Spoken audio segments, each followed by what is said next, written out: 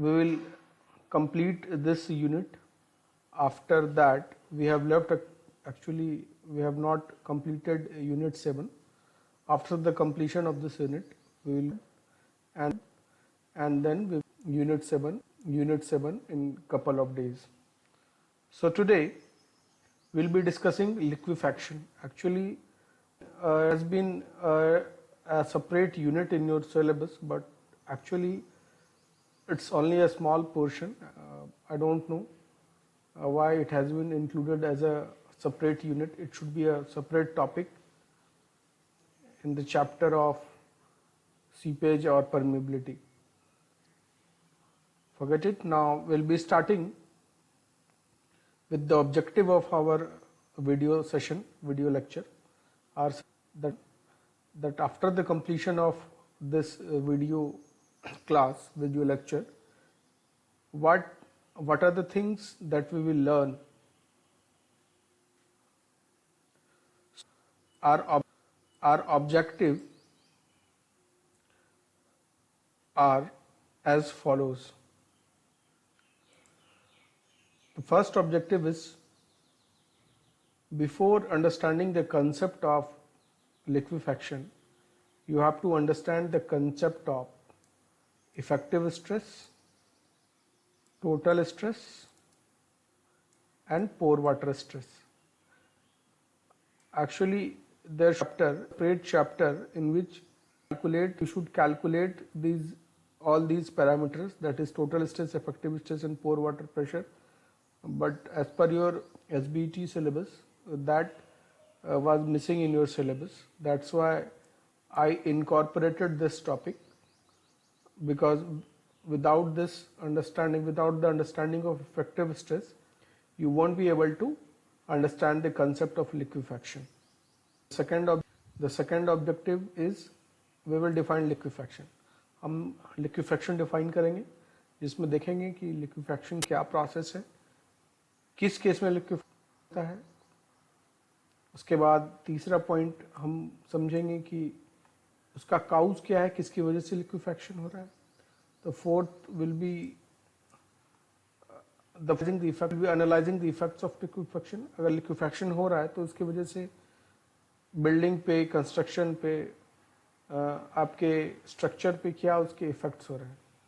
अगर good effect है तो क्या है, अगर बैड इफेक्ट है तो क्या है. और लास्ट में हम लोग देखेंगे, लास्ट अपने स्लाइड में, कि what are the different method of reducing liquefaction, और you can say minimizing the effect of liquefaction. Actually from this last point आपको ये समझ में आ गया होगा कि ये पॉजिटिव वे में तो स्ट्रक्चर को हेल्प नहीं कर रहा है, ये नेगेटिव वे में स्ट्रक्चर को हेल्प कर रहा है, मतलब ये स्ट्रक्चर को वीक कर रहा है.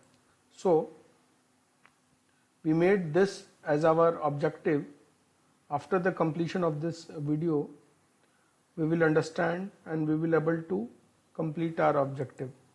Now we'll move forward to our next slide, in which we will understand what is total stress, what is effective stress, and what is pore water pressure.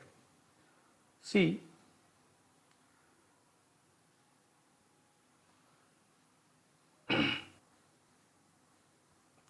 Tarjagi's gave this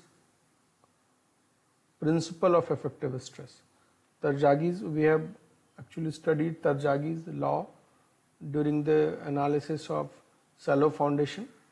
That scientist has also given this concept of effective stress. उन्होंने ये बताया कि मान लीजिए कि जब आप total load जब आप T लगाते हैं या टोटल स्ट्रेस सिग्मा लगा रहे हैं, उस केस में जब आप सिग्मा लगा रहे हैं तो सॉइल में ये आपका सॉलिड है और ये वाटर है, ये आपका सॉलिड है और ये वाटर है, ये जो ग्रीन कलर का दिख रहा है. तो जो टोटल स्ट्रेस लगा रहे हैं तो वो टोटल स्ट्रेस ये दोनों मिलके लेता है, मतलब सॉइल सॉलिड लेता है प्लस वाटर मिलके टोटल स्ट्रेस लेता है. तो वह स्ट्रेस जो पानी लेता है उसको बोलते हैं हम लोग न्यूट्रल स्ट्रेस और पोर वाटर स्ट्रेस, जिसको हम लोग कहते हैं यू, न्यूट्रल स्ट्रेस और पोर वाटर स्ट्रेस. और वह स्ट्रेस जो सॉइल सॉलिड एक्चुअली लेता है उसको कहते हैं हम लोग इफेक्टिव स्ट्रेस, उसको हम लोग कहते हैं इफेक्टिव स्ट्रेस। तो total stress will be summation of pore water stress, मतलब stress taken by the water, and effective stress, the stress taken by the soil solid sigma dash. So अगर आपको effective stress निकालना पड़े, effective stress अगर आपको निकालना है तो इफेक्टिव स्ट्रेस इक्वल टू क्या होगा, सिग्मा टोटल स्ट्रेस माइनस पोर वाटर प्रेशर। नाउ अब ये पोर वाटर प्रेशर क्या है? पानी जो है एक्चुअली हाइड्रोस्टैटिक फोर्स के कारण चारों तरफ एक स्ट्रेस क्रिएट करता है वाटर के कारण, और ये जो पानी के कारण जो स्ट्रेस जनरेट होता है हाइड्रोस्टैटिक स्ट्रेस, इसी को कहते हैं हम लोग pore water stress. We call this as pore water stress. So now you can say कि हम लोग सर इफेक्टिव स्ट्रेस को क्यों पढ़ते हैं? तो बेसिकली जितने भी सॉइल के कैरेक्टरिस्टिक्स हैं, जितने भी सॉइल के फंडामेंटल फिनोमेना हैं, जैसे शेयर स्ट्रेंथ, बियरिंग कैपेसिटी, और भी जितने इंजीनियरिंग प्रॉपर्टीज है, बेसिकली वो सॉइल के इफेक्टिव स्ट्रेस पर डिपेंड होता है।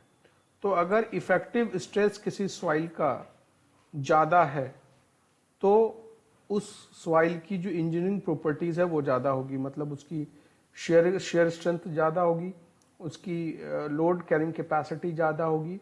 तो all the engineering properties are function of effective stress, not the function of total stress. हम लोग टोटल स्ट्रेस में लिख जरूर देते हैं, बट इन एक्चुअल सेंस वो किसके फंक्शन होते हैं?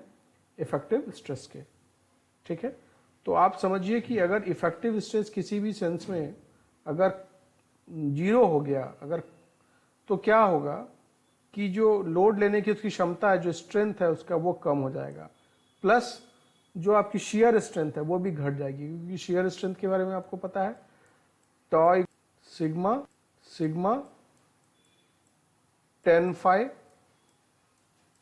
प्लस सी, ये सिग्मा की जगह सिग्मा डैश होता है, क्योंकि जो शेयर स्ट्रेंथ ऑफ सॉइल है is a function of effective stress, तो इसको सिग्मा डैश कर देंगे। तो अगर आपका इफेक्टिव स्ट्रेस जीरो हो जा रहा है तो यहाँ देखिए शेयर स्ट्रेंथ भी जीरो हो जा रहा है, कम हो जा रहा है, जीरो नहीं हो रहा है, यहाँ सी है, तो जो शेयर स्ट्रेंथ होगा वो टोटल फंक्शन हो जाएगा कोहेजन के वैल्यू के। तो in the case of cohesion less soil, जहाँ पे सी का वैल्यू ऑलमोस्ट जीरो होता है, शेयर स्ट्रेंथ भी जीरो हो जाएगा। तो we will use this concept later in our discussion कि कैसे इफेक्टिव स्ट्रेस के जीरो होने से सॉइल की इंजीनियरिंग प्रॉपर्टीज और बेसिकली स्ट्रक्चर को कैसे लॉस होता है। Word to next slide and we will define what is soil liquefaction. Soil liquefaction is a phenomena where there is loss of strength in saturated cohesionless soil because of the increased pore water and hence effect is reduced, stress is reduced due to dynamic loading. कहने का मतलब है, सबसे पहले हम समझेंगे कि liquefaction word आया है लिक्विड से, मतलब कुछ ऐसा प्रोसेस जिसमें सॉइल का पानी जैसा हो जाना, पानी की तरह वो हो जाना, मतलब वो पानी की तरह फ्लो करने लगेगा, पानी की तरह अगर बहने लगा सॉइल तो उसको लिक्विफिकेशन कहते हैं। तो लिक्विफिकेशन कहने का मतलब ये है कि ऐसा प्रोसेस जिसमें सॉइल की जो स्ट्रेंथ है वो बिल्कुल कम हो जाए। कौन से सॉइल की? Saturated cohesionless soil. जो सैचुरेटेड कोहेजनलेस सॉइल है या फाइन ग्रेबल है, उसकी जो स्ट्रेंथ है वो बिल्कुल कम हो जाए। किस केस में कम होगी? पोर वाटर प्रेशर अचानक से बढ़ जाने से। अचानक कब बढ़ेगा? जब डायनेमिक लोडिंग होगी। मतलब कि मान लीजिए कि ये एक सॉइल था, सैचुरेटेड कोहेजनलेस सॉइल था, अब आपका पोर वाटर प्रेशर अचानक से जब बढ़ गया, इसका मतलब क्या हुआ है कि ऊपर की तरफ जो हाइड्रोस्टैटिक प्रेशर वो बहुत ज्यादा बढ़ गया, तो जो इफेक्टिव जो स्ट्रेस था वो था टोटल स्ट्रेस माइनस पोर वाटर प्रेशर। तो आपका इफेक्टिव स्ट्रेस ये था, मान लीजिए टोटल स्ट्रेस सिग्मा लग रहा था ऊपर से, और पोर वाटर प्रेशर नीचे से यू लग रहा था। तो जब आपका पोर वाटर प्रेशर बहुत ज्यादा बढ़ जाएगा तो एक कंडीशन ऐसा आ जाएगा कि सिग्मा डैश जो होता है वो आपका जीरो हो जाएगा। तो वैसा कंडीशन जिसमें जहां पे आपका इफेक्टिव स्ट्रेस जीरो हो जा रहा है, तो क्या होगा, सॉइल को लोड लेने का क्षमता इसका जीरो हो जाएगा, प्लस इसका शियर स्ट्रेंथ भी जीरो हो जाएगा। तो जो भी स्ट्रक्चर आपके इसके ऊपर बना हुआ है वो स्ट्रक्चर क्या होगा, सारा गिर जाएगा। जो भी स्ट्रक्चर इस सॉइल के ऊपर आपका बना था वो सारा क्या हो जाएगा, वो गिर जाएगा। वो क्या हो जाएगा, वो कोलैप्स करके इस तरह से गिर जाएगा, धीरे धीरे डूबने लगेगा और हो सकता है ये फुली सिंक भी कर जाए इस केस में। तो this is all about the soil liquefaction. तो दो चीज ध्यान देने का है, सबसे पहले कि ये सैचुरेटेड कोहेजनलेस सॉइल में होता है, दूसरा ये पोर वाटर प्रेशर मतलब पानी का जो हाइड्रोस्टैटिक प्रेशर है उसके बढ़ने से होता है, और तीसरा कि ये डायनेमिक लोडिंग मतलब अचानक से लोड आपने लगाया, उस केस में आपका ये सॉइल लिक्विफिकेशन होता है। अगला पॉइंट है, during the liquefaction the water pressure become high enough to counter react the gravitational pull on the soil particles and effectively float or suspended particles। मतलब पानी का प्रेशर इतना हाई हो जाता है इतना हाई हो जाता है कि वो उसके ऊपर वाला जो टोटल स्ट्रेस है उसके इक्विवेलेंट वो आ जाता है, और उस केस में जो सॉइल है वो फ्लोट करने लगता है पानी की तरह और उसका लोड लेने का क्षमता एकदम कम हो जाता है। तो यही पॉइंट नंबर 2 है। इस केस में क्या होगा, we will see in the third, the soil particles move freely with respect to each other। मतलब एक दूसरे के बीच में कोई कोहेजन अब नहीं काम करेगा, वो एक दूसरे से इफेक्टिवली सटा हुआ नहीं रहेगा। अब they can move freely with respect to each other due to which the strength of the soil decreases and ability of the soil deposit to support foundation for the building and bridge and reduces. मतलब इसके कारण क्या होगा, जो आपको use करना जो structure को जिसके ऊपर जिसके नीचे ये फाउंडेशन है, फाउंडेशन का वो एबिलिटी ही खत्म हो जाएगा। तो then there will be then the soil will not be able to support the structure और वो जो होगा वो सिंक कर जाएगा। Now we will move forward and we will see our next slide. अब next slide is soil susceptible. कौन से तरह के सॉइल ससेप्टेबल है, मतलब जिसमें लिक्विफिकेशन होने के चांसेस हैं और किस कंडीशन में लिक्विफिकेशन होता है। तो the first condition you should always understand that it should be the loose saturated sand. Loose saturated sand या तो फाइन ग्रेवल के केस में ये होता है, तो you always keep this mind, loose saturated sand and fine gravel. And the second case is it always occurs under the effect of critical hydraulic gradient। It always occurs under the effect of critical hydraulic gradient। Understand? Now you understand what is hydraulic gradient। hydraulic gradient को हमने आपको पहले ही बताया था। hydraulic gradient I is equal to होता है head loss del H upon length it has traveled। तो अगर आपका I जो है क्रिटिकल हाइड्रोलिक ग्रेडियंट के बराबर आ जाए, मतलब आपका ग्रेडियंट इतना बढ़ जाए जिस केस में आपकी जो इफेक्टिव स्ट्रेस है वो जीरो हो जाती है, उसको बोलते हैं हम लोग क्रिटिकल हाइड्रोलिक ग्रेडियंट।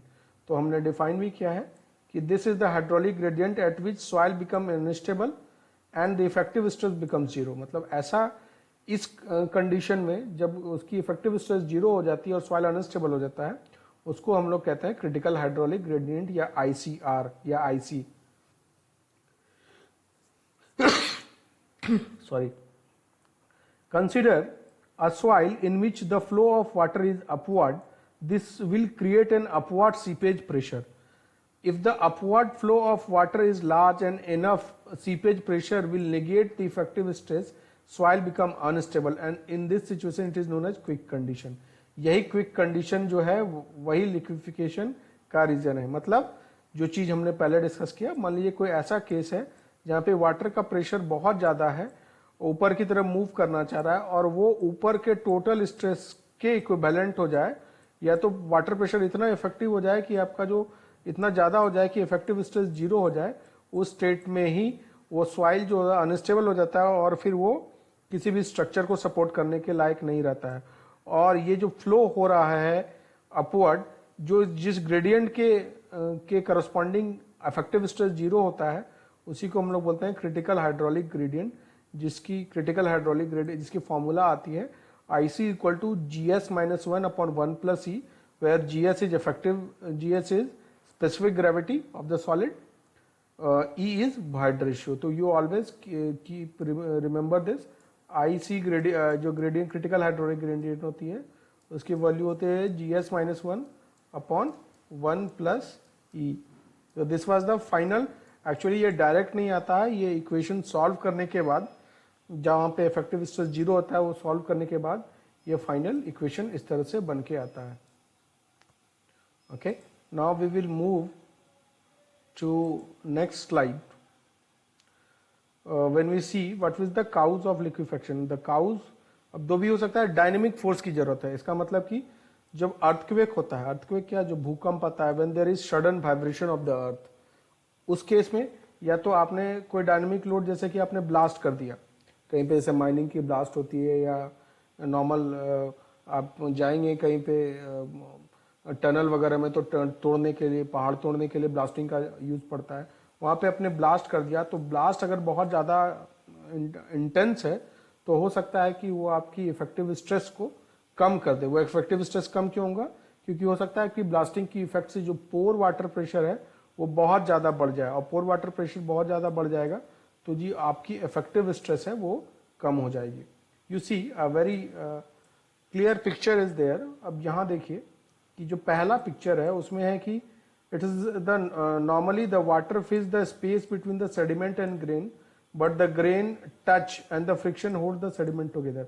मतलब यहाँ पे भी पानी इन दोनों के बीच, इन लोगों के बीच में है, but grain they are in touch which इधर, और इसकी वजह से ही उनकी बियरिंग कैपेसिटी और शियर स्ट्रेंथ अच्छी होती है. लेकिन जब लिक्विफेक्शन हो जाता है तो एक पार्टिकल और दूसरे पार्टिकल के बीच में देखिए स्पेसिंग आ जाता है, और ये स्पेसिंग के बीच से आराम से पानी जो है बड़ा फोर्सफुली निकलता है, ऊपर निकल जाता है.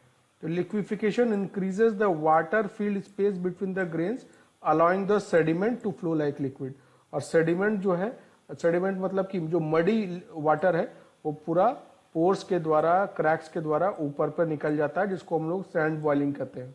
तो लिक्विफिकेशन में ऐसा भी होता है कि जमीन के अंदर से, क्योंकि इतना पानी का नीचे से इतना प्रेशर रहता है कि मडी लिक्विड ऊपर निकलने लगता है, तो इस प्रोसेस को हम लोग कहते हैं liquefaction. Now we will move forward to next slide. अब ये केस बड़ा सिंपल सा केस है. आप देखिए कि मान लीजिए इस तरह का एक ससेप्टेबल रीजन था जहाँ लिक्विफिकेशन होने का चांस था.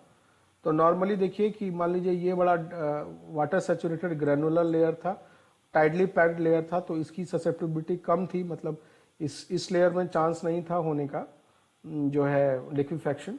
अब मान लीजिए इसके ऊपर में जो एक लूज कोहेजनलेस लेयर है, सेडिमेंट लेयर है, जिसमें लिक्विफिकेशन होने का चांसेस है. तो मान लीजिए ये नॉर्मल केस था जब अर्थक्वेक नहीं आया था, नॉर्मली जब कोई डायनेमिक फोर्स इसमें नहीं लगा था. तो दूसरा केस है जब ड्यूरिंग द अर्थक्वेक, जब अर्थक्वेक आता है उस केस में देखिए क्या हो रहा है.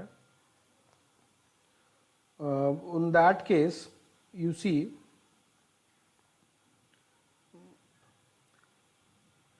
जो लिक्विड पार्टिकल्स है, जो सॉलिड सॉइल पार्टिकल्स है, इनके बीच में स्पेस क्रिएट हो जा रहा है, और ये स्पेस क्रिएट हो जाने से रास्ता वाइड्स बन जा रहा है. देखिए यहाँ पे ये पूरा वाइड्स बन जा रहा है, और पानी जो है, मतलब मडी वाटर जो है वो ऊपर निकलना स्टार्ट हो जाता है. मतलब यहाँ से इतना पानी का प्रेशर रहता है कि वो ऊपर निकलना स्टार्ट हो जाता है, और जो ये मडी वाटर ऊपर सरफेस पे स्टार्ट हो जाता है आना, इसी को हम लोग कहते हैं सैंड बॉइलिंग. इस प्रोसेस को हम लोग कहते हैं sand boiling.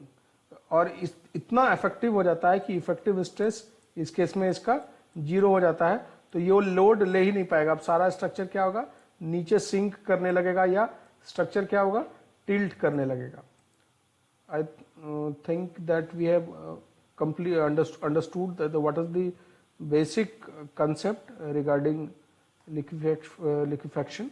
Now we will move forward to next slide and we will see कि ये लिक्विफेक्शन तो हम लोग समझ गए, बट इससे एक्चुअली क्या क्या चीज़ हो रहा है, जैसे जो हमारे स्ट्रक्चर को कैसे ये इफेक्ट कर रहा है.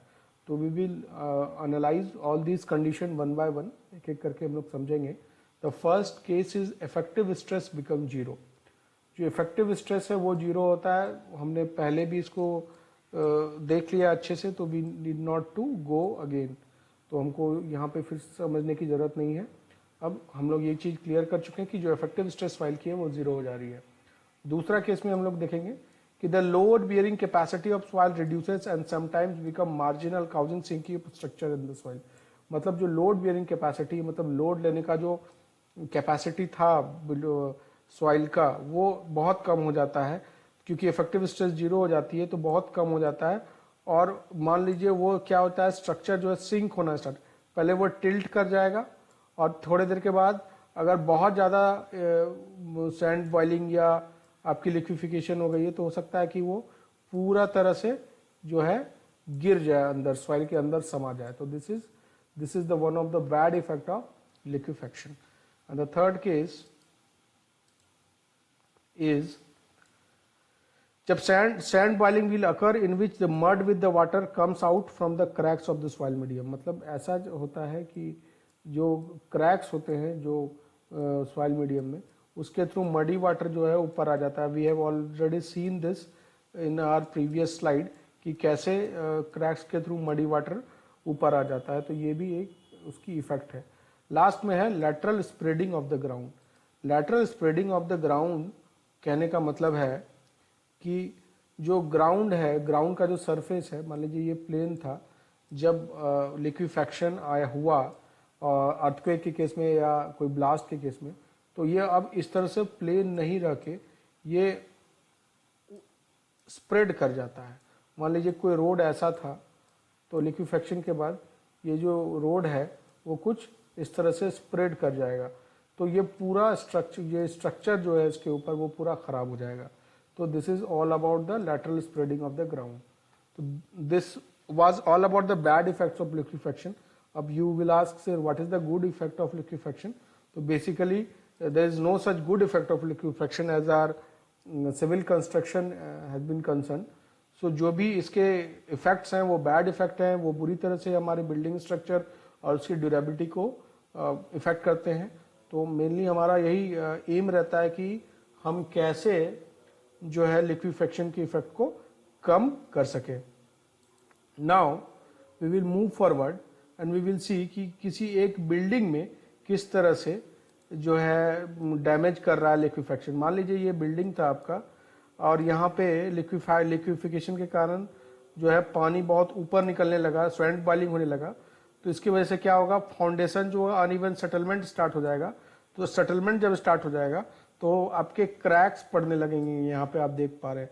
तो you can see that the cracks will start forming in the wall of your building. The second thing will occur कि आपका जो अपहीव होने लगेगा, मतलब जो सॉइल है, जो सरफेस है ऊपर का, उसका मिट्टी कहीं ऊपर चला जाएगा, कहीं नीचे चला आएगा। You can see this second case. मान लीजिए आपके जो ग्राउंड सरफेस के अंदर में जो पाइपलाइन है, you can see ground surface के अंदर में आपकी बहुत सारी यूटिलिटी होती है, जैसे पाइपलाइंस वगैरह, वाटर डिस्ट्रीब्यूशन पाइपलाइन या गैस के लिए पाइपलाइन होता है। तो ये सैंड बॉइलिंग या लिक्विफेक्शन के कारण ये क्या हो सकता है, ये डैमेज हो सकता है। और हमने सैंड बॉइलिंग तो डिस्कस कर ही लिया है कि जो यहाँ से नीचे मडी वाटर जो है वो क्रैक्स के थ्रू, वॉइड्स के थ्रू ऊपर चला जाता है। तो this was all about the liquefaction damage that can be seen in a building structure. Now at the last we will understand कि what will be the measures which can minimize this effect of liquefaction up to some extent. मतलब वो कौन से ऐसे measures हैं जो कि liquefaction की बैड इफेक्ट को किसी थोड़े थोड़े ही हिस्सों में उनकी इफेक्ट को मिनिमाइज कर रहे हैं। कहने का मतलब है कि ऐसा नहीं कर सकते कि आप किसी भी बिल्डिंग को जो है लिक्विफेक्शन फ्री बना लें, लेकिन अगर हम उसको प्रॉपर डिजाइन करेंगे और प्रॉपर उसकी प्लानिंग करेंगे तो बहुत हद तक हम उसकी इफेक्ट को मिनिमाइज और कम कर सकते हैं। So for this the first point is to avoid the construction on liquefied susceptible soil. मतलब अगर कहीं पे आपको पता है कि उसकी हिस्ट्री पता है, उसकी जियोलॉजी पता है, मतलब कि उसमें कैसा अर्थ है, किस तरह का मिट्टी है, और आपको पता है कि इसमें लिक्विफिकेशन के चांसेस बहुत ज़्यादा हैं, तो आप कोशिश कीजिए कि अगर उसके जगह में मतलब उसके प्लेस में कहीं दूसरा आपको ऐसा प्लेस मिलता है जहाँ पे लिक्विफिकेशन के चांसेस कम है तो स्ट्रक्चर वहाँ बनाइए। तो that is your first actually measure to minimize this damage. The second is to build liquefaction resistance foundation for the structure. मतलब कि liquefaction resistance अगर आप बहुत प्रॉपर स्ट्रांग फाउंडेशन बनाते हैं तो एक्चुअली चूंकि फाउंडेशन के थ्रू ही आपकी बिल्डिंग आपके स्ट्रक्चर्स में वो इंटर करेगा और उसको डैमेज करने की कोशिश करेगा। तो अगर आपका प्रॉपर फाउंडेशन स्ट्रांग रहता है तो वो बहुत हद तक आप जो है इसकी इफेक्ट को मिनिमाइज कर सकते हैं। तीसरा है कि proper compaction of the soil by using advance compaction technique. बहुत सारे एडवांस कॉम्प्रेशन टेक्निक है, कॉम्पैक्शन टेक्निक है जो कि आपके सॉइल को इतनी अच्छे से कॉम्पैक्ट कर देते हैं ताकि आपकी जो लिक्विफिकेशन की चांसेस है जिसमें जो पोर वाटर प्रेशर ऊपर की तरफ बहुत ज़्यादा बढ़ता है तो जो लूज सॉइल था उसको इतना कॉम्पैक्ट कर दे, उसको डेंस बना दे ताकि जो आपका लिक्विफिकेशन होने का चांसेस ही नहीं, मतलब पानी जो है पोर वाटर वो ऊपर ट्रैवल ही नहीं कर पाए। तो इस बहुत सारे इक्विपमेंट्स हैं जैसे वाइब्रो फ्लोट्स हैं, जैसे कि डायनेमिक कॉम्पैक्शन मेथड्स हैं जिसमें बहुत हैवी बड़े हाइट से आप गिराते हैं बहुत हैवी हैमर को, लोड को, और ताकि उसकी जो कॉम्पैक्शन हो उस जगह की वो बहुत अच्छे से हो सके। लास्ट में हम ये कर सकते हैं कि बहुत ज़्यादा अगर ससेप्टेबल है और चांसेस है और बहुत बड़ा स्ट्रक्चर है तो आप वहाँ पे डीप फाउंडेशन प्रोवाइड कर दीजिए। डीप फाउंडेशन प्रोवाइड करने से क्या होता है कि चांसेस कम रहेगा कि जो है उसकी टिल्टिंग और उसकी सिंकिंग की, मतलब वो टिल्ट जो है उसका टिल्ट का बिल्डिंग का टिल्ट करने का मतलब उसका टेढ़ा होने का चांसेस बहुत कम रहेगा। We will see in next slide कि किस तरह से आप उसके टिल्टिंग को अवॉइड कर सकते हैं if you will provide deep foundation.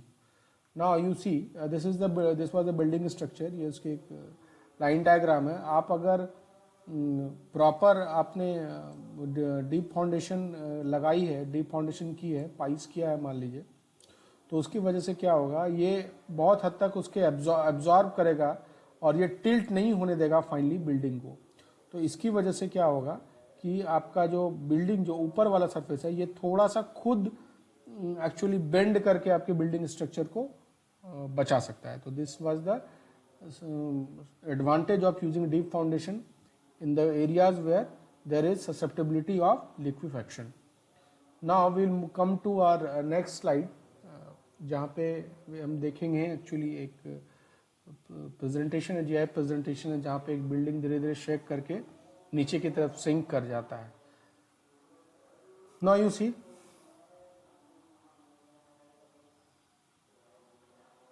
यहाँ से क्या हुआ, आपका नीचे से इफेक्टिव पोर वाटर प्रेशर बढ़ा, पोर वाटर प्रेशर जैसे जैसे बढ़ा आपका इफेक्टिव स्ट्रेस कम होते गया।